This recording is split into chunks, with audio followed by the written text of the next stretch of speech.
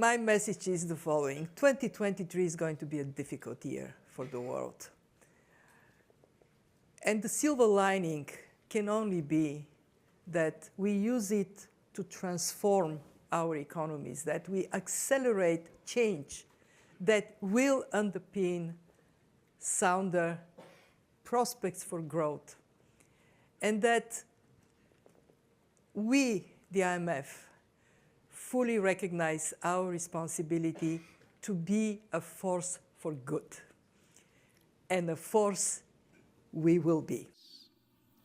The Russian invasion of Ukraine is inflicting untold suffering on the Ukrainian people with profound global implications. The prospects for peace keep diminishing. The chances of further escalation and bloodshed keep growing. I fear the world is not sleepwalking into a wider war. I fear it's doing so with its eyes wide open. Want a serious crisis to go to waste. And what I mean by that, it's an opportunity to do things that you think you could not do before. Never waste a good crisis. And when it comes to the economic crisis, don't waste it. Uber, Bitcoin, self-driving cars. Combine those three together, and you have the self-owning taxi. A car that is a corporation that owns itself, pays for the car lease, the car insurance, and the gasoline from the revenues it makes, giving passengers a ride, and there's not a single human involved in that matter. Ro, do you think is it a Casablanca incident? We're shocked that they're spying on us. I mean, don't we have extensive operations to try to find out what's happening in China and what they're doing and the islands that they're building? And I mean, countries do this, don't they?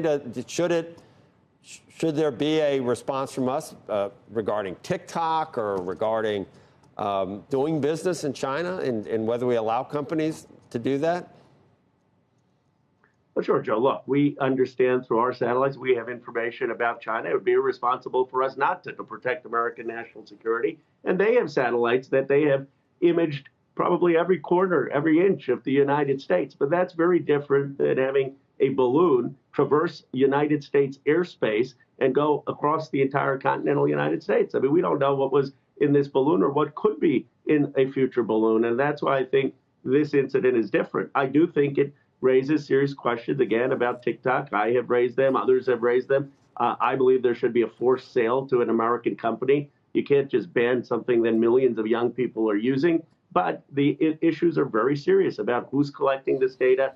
Is it being used to manipulate information to many American young people? And there has to be action, reasonable action that the Congress takes on that.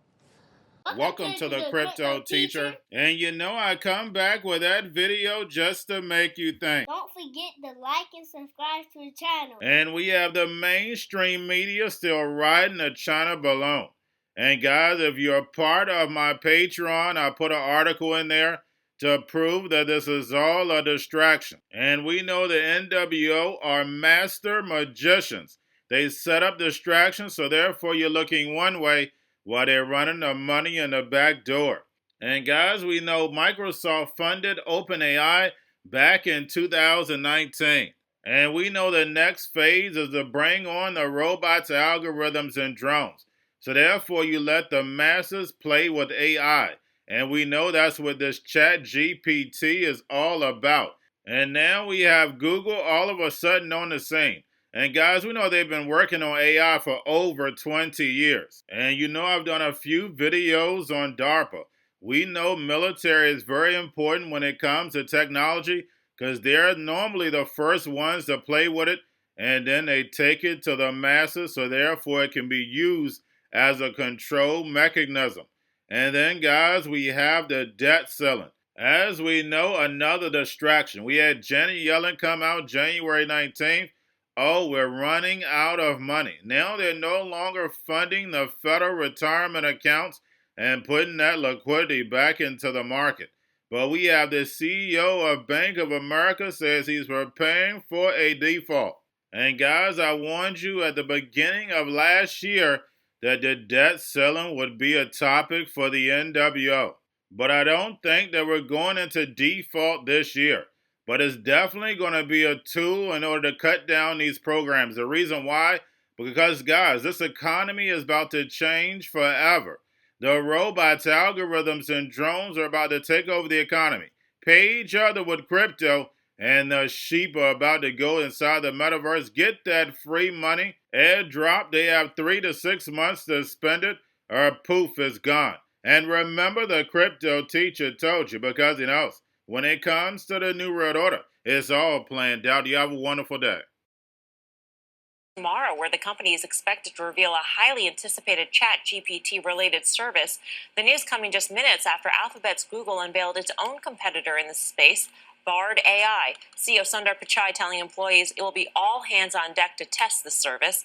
Other names in the space on a tear of late. C3 AI up 6% today, is now up 165% above its 52-week low from late December.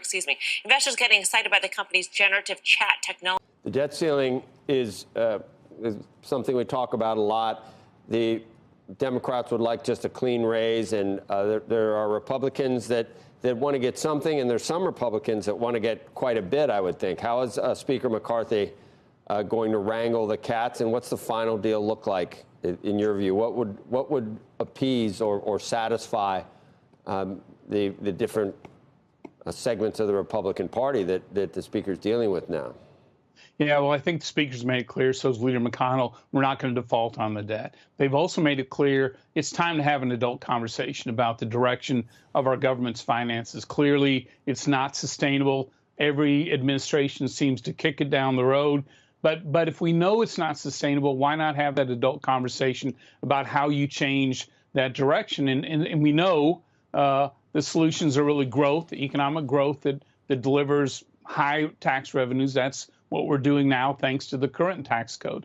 But you need guardrails around spending, just smart and forceful ones that right-size the government. I'd argue that's pro-growth. And so I think you're going to have, for the first time in a long time, those conversations. And to me, whether the buckets here, do you choose a certain program needs to be cut? Do you pick a number? Or do you look at the budget reforms that could long-term right-size the government, get us back into financial sanity again? I'm hopeful that third direction is where the conversation goes. A lot's up to the president, but I think House Republicans, who I know the best, are having some serious conversations about how do you do this reasonably and responsibly. Going to a different economy, and we're going to be learning more about that as we go, but clearly we're learning that things can be done from remote locations. We're learning that technology can replace people even more than we thought.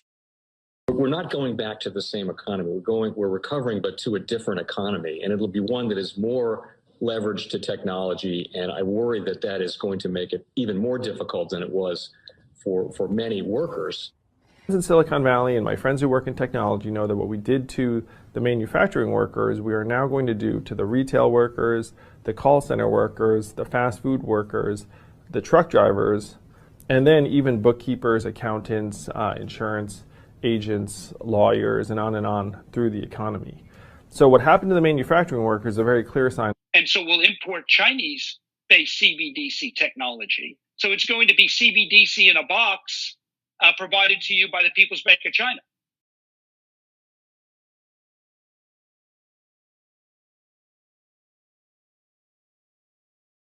Stock channel, guys. Don't forget to go like, subscribe, spread everywhere.